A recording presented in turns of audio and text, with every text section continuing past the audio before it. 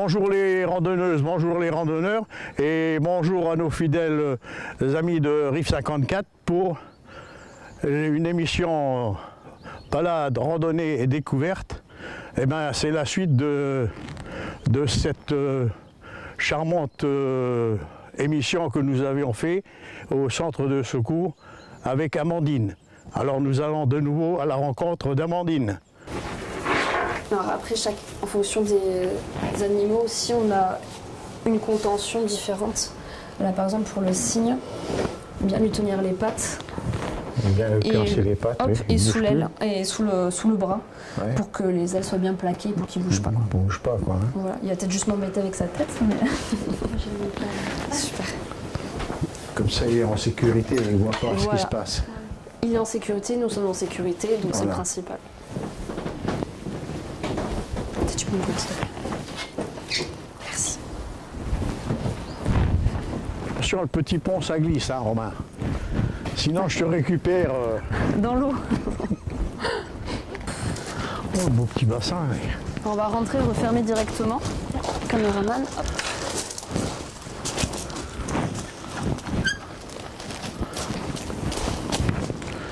Ah, il y a un petit compagnon. Hein. Voilà, le beau signe. Non, te fâche pas. Dans le micro. On fait ça pour ton bien, te fâche pas. On va le laisser tranquille parce qu'il stresse un petit peu. Ah bah voilà, il est plus stressé maintenant.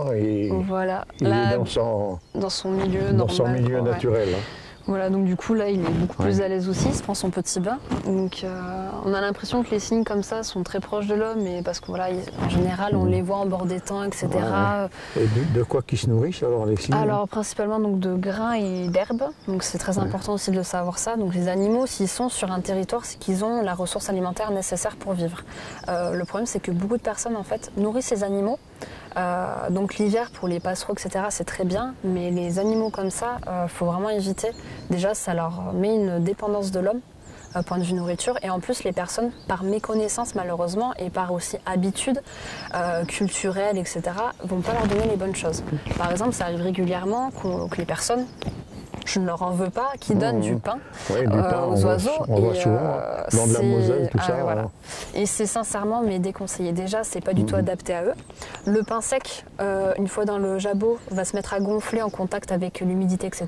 Donc ça va doubler de volume, donc ça peut être très très dangereux pour eux. Ça leur irrite aussi les parois, etc. Et en plus, niveau nourriture, ce n'est pas bon pour eux, il n'y a pas du tout ce qu'il faut pour eux pour être en forme, etc.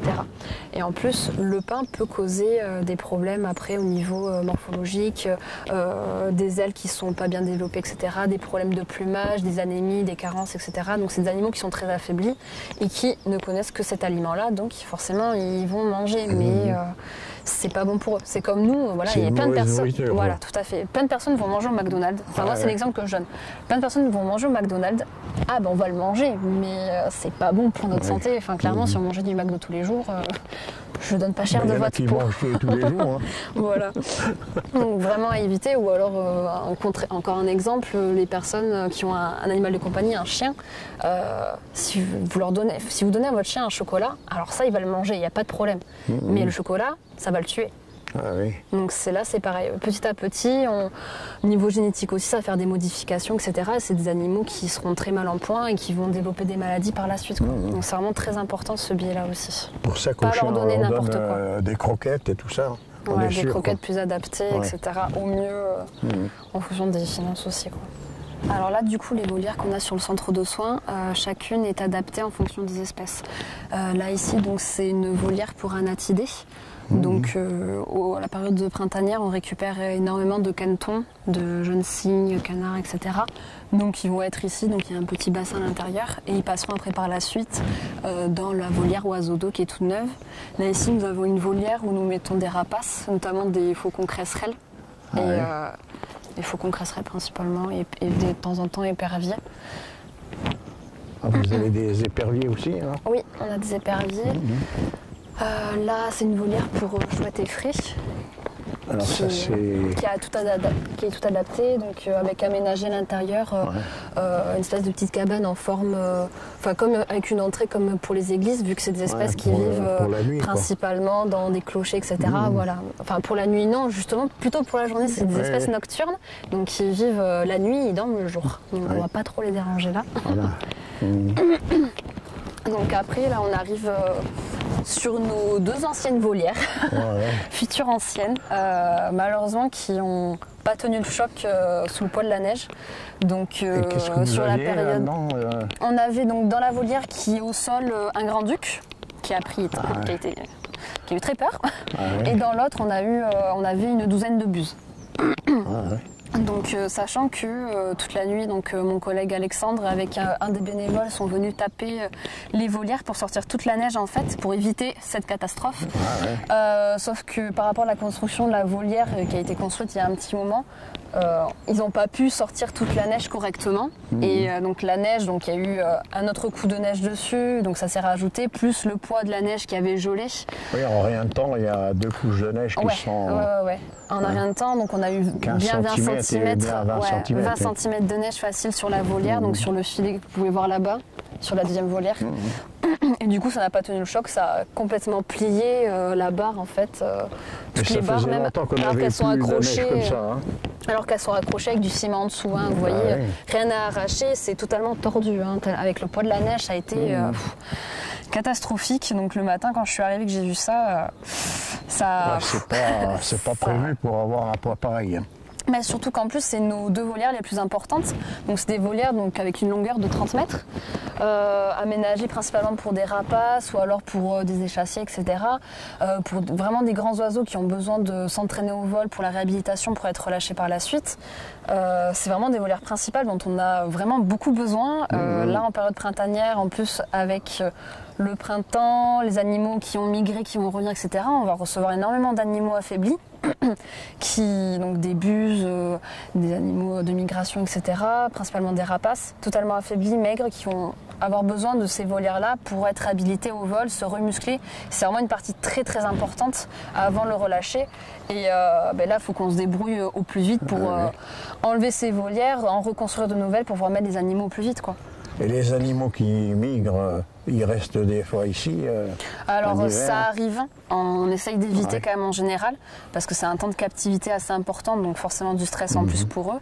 Là par exemple en ce moment on a 2 busards cendrés en soins, donc qui sont dans un box, donc au chaud, on a adapté avec des lampes chauffantes, des lampes UV, pour reproduire la lumière, soit de leur endroit où ils vivent pendant l'hiver, ou alors pour qu'ils aient un maximum de chaleur et de soleil d'UV, vraiment c'est super important, quoi. S'ils n'ont pas ça, clairement ils peuvent en mourir. Donc avec le froid, etc. Après on essaye de nourrir au mieux, on essaye aussi d'éviter trop de protéines. Donc, parce que sinon c'est pas bon et ça peut les faire mourir aussi, donc c'est une captivité compliquée, quoi. Donc quand on peut l'éviter, on l'évite, mais là voilà, c'est des cas où ils étaient incapables de repartir en temps et en heure, du coup on a préféré les garder au centre de soins. Sinon ils mourraient, quoi. Ah oui, clairement, oui. Si on les vraiment, ils n'étaient pas capables d'être relâchés, ils n'étaient pas bons en vol, ils avaient des soucis au niveau des ailes. Ah non, ils allaient s'écraser avant. Je pense qu'ils n'auraient pas passé le portail du centre de soins, hein, clairement. À ce stade-là, vraiment, ils n'étaient pas prêts du tout, quoi. Donc on fait vraiment attention. Après, on a par exemple le Grand-Duc, ça fait presque 1 an qu'on l'a en centre de soins. Donc là, il était dans une grande volière, c'était super, mais là, il a dû repasser dans une plus petite volière de 15 mètres de long, quoi. Donc, ça fait un peu juste pour lui, quoi. Ouais, quand on sait une envergure assez importante au niveau des ailes, ça prend la moitié de la volière, quoi. Donc s'il étale, donc voilà. Donc du coup là on arrive sur des volières polyvalentes. Donc certaines sont déjà aménagées en fonction des espèces que l'on accueille. Donc on a une volière spécialisée pour les chevêches, une volière spécialisée pour les falconidés, donc tout ce qui est faucons, cresserelles, pèlerins, etc. Les turdidés, donc tout ce qui est de la famille du merle, et après 2 autres volières qui sont polyvalentes qu'on va aménager en fonction des besoins et de l'animal qu'on va mettre à l'intérieur.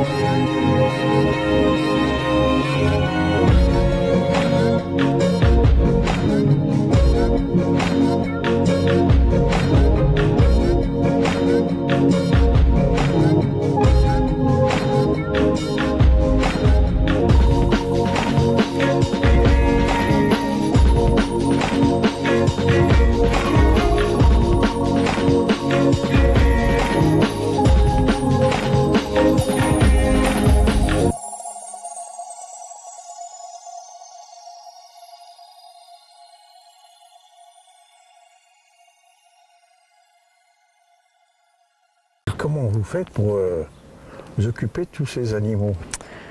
Du temps, de la patience, de l'envie. De l'envie surtout. Et oui, non, faut physiquement, être passionné, faut tenir. hein. Ah, mais totalement, parce que si on n'est pas passionné, de toute façon, c'est simple, sur le papier, il y a marqué 35 heures. Mais vous pouvez doubler. Hein. Enfin, on aime ça. Et pas puis, vos heures, non, on peut pas. Et n'importe quelle heure. Ah oui, n'importe quelle heure. Mais là, par exemple, là, ça va, on est un petit peu en repos, on va dire. On bosse de 8h à 17h, donc c'est un peu plus tranquille. Mais là, en période printanière, été, on fait du 7h, 22h, quoi.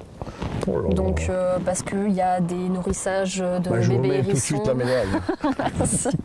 On a des nourrissages d'hérissons, d'écureuils, des nourrissages d'oisillons, etc. Donc, ça va être en fonction de l'animal, de l'espèce, etc. et des besoins nutritionnels, soit toutes les 2 heures ou alors éparpillés sur la journée en 3 ou 4 repas. Et c'est pas qu'un seul hérisson, quoi. Ça va être une dizaine d'hérissons, toutes les 2 heures à nourrir, 4-5 écureuils à nourrir toutes les 2 ou 3 heures, des oisillons toutes les 2 heures aussi à nourrir. Donc en général, il y en a une trentaine, cinquantaine dans la stable. On comprend qu'il faut du monde ici. Hein. Exactement, on a besoin de beaucoup de bénévoles. Les 3 professionnels, et il faut beaucoup de bénévoles aussi pour Exactement, mais on fonctionne aussi par le biais des bénévoles. Donc, voilà, une association, ça fonctionne grâce aux bénévoles. Hein. De toute façon, c'est le principe d'une asso. Chapeau aux bénévoles. Ouais, heureusement, on a des bénévoles qui nous viennent en aide. Aux passionnés. Hein, oui, aussi. Ah, mais ils sont aussi fous et passionnés que nous. De toute façon, pour faire ça, heureusement, on a des bénévoles très réguliers qui viennent. On a des bénévoles qui viennent aussi en printemps-été, des bénévoles qui viennent pour découvrir, mais c'est aussi déjà des personnes qui viennent nous aider et c'est le plus important. Enfin, voilà, on a besoin de vous. Dès qu'ils mettent le pied dans cette structure, ça y est. En général, très peu en ressortent. Non, mais franchement, voilà, sans les bénévoles, il n'y a pas d'association. Et nous, on ne survivrait pas non plus parce que faire une saison printanière-été comme ça, enfin, voilà, on accueille par mois entre 250 et 500 animaux. Donc, je vous laisse imaginer les bouches à nourrir. Donc s'il vous plaît, si vous avez du temps, que vous êtes passionné par la faune sauvage, venez nous aider, on en a énormément besoin et c'est ça qui compte aussi. Et ça va beaucoup vous apporter à vous aussi autant qu'à nous. Appel aux bonnes volontés. Hein. Exactement, s'il vous plaît. Précipitez-vous, hein. Venez. Exactement. Après, on est aussi à la recherche de services civiques en ce moment. Donc ils vont nous aider aussi pour la saison printemps-été, qui vont être là pendant 8 à 9 mois. Pareil, donc après un service civique. Il paraît que ça se déroule pas mal, ça, le service civique. Hein. Oui, voilà, en fait c'est du bénévolat. Qui est financé un petit peu par l'État, etc. Donc, c'est une très bonne occasion. Ça peut être un premier job, ça peut être une découverte d'un monde. Enfin, voilà, moi j'ai commencé comme ça par un service civique et moi j'en suis jamais ressortie. Donc c'est que c'est bien quand même, ça fonctionne. Après, faut être motivé, il faut en vouloir. Parce que physiquement, ça soulage l'emploi, quoi. C'est ça permet d'aider. C'est pas un emploi, pour moi le service civique, c'est pas un emploi, c'est une aide pour les associations, pour les communes, etc. Et ça peut aider aussi des jeunes qui sont en train de se chercher, etc.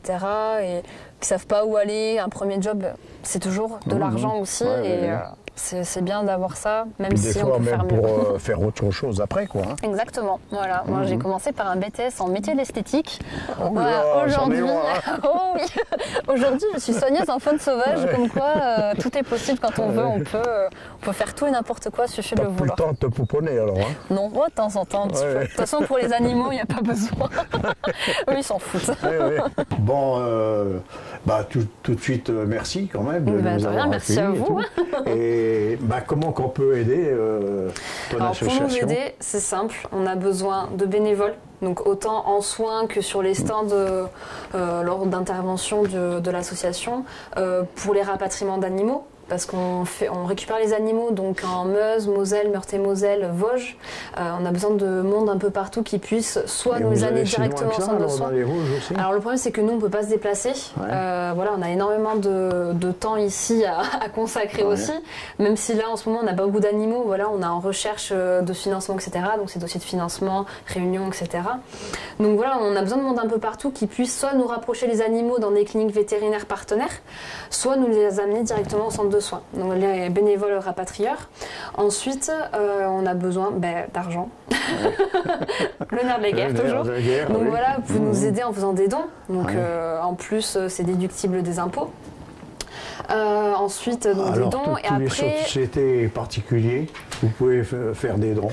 Exactement, à oui, voilà, des l'association. particuliers, des professionnels, Ça des sera retiré sur entreprises. vos impôts. Exactement, 66% Ouais. déductible d'impôts. Donc, Ouais. si vous donnez 10 euros, en fait, c'est comme si vous ne payez que 3,40 €, quoi.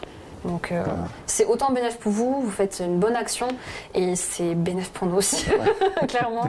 Après, voilà, on vend aussi donc des nichoirs, des mangeoires et de quoi manger pour les animaux, pour les oiseaux pendant l'hiver.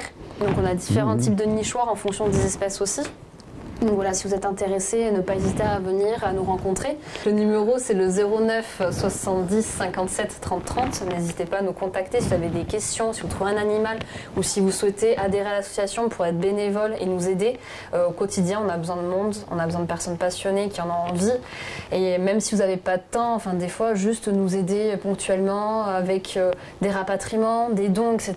Ou nous aider pour les financements, des partenariats, etc. On a toujours besoin de personnes compétentes pour plein de choses. Dans une association, on a l'impression qu'on a juste besoin pour l'environnement, etc. Mais non, on a besoin pour plein de choses.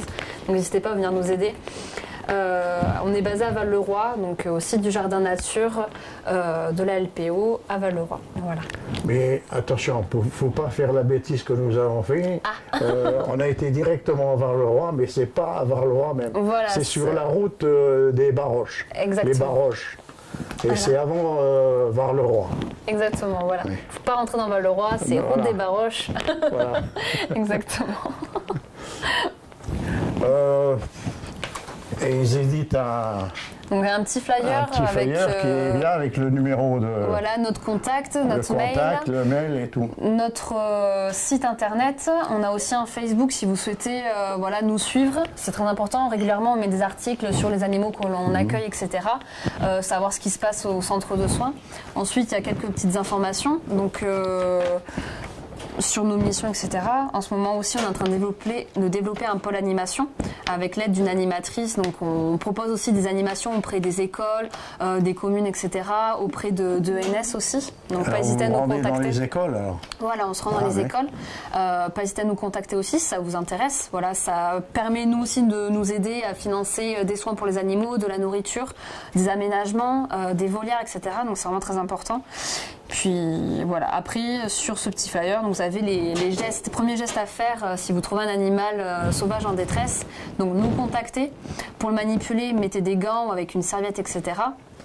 Avoir un carton, donc pouvoir mettre l'animal dedans, un carton assez grand ou une caisse à chat, et le mettre au chaud. Voilà, avec une bouillotte ou une bouteille d'eau chaude entourée d'un linge, c'est vraiment important. S'il y a une hypothermie après, voilà. Et nous l'année directement, au plus Voilà, vite. merci. De rien, Mais bon, merci. la visite, faut quand même Voilà, éviter. les visites sont interdites au centre de soins. Voilà. Donc si vous voulez venir nous voir, c'est au bureau. Voilà. Si vous voulez venir nous aider, Pour là, pas voilà, effrayer etc.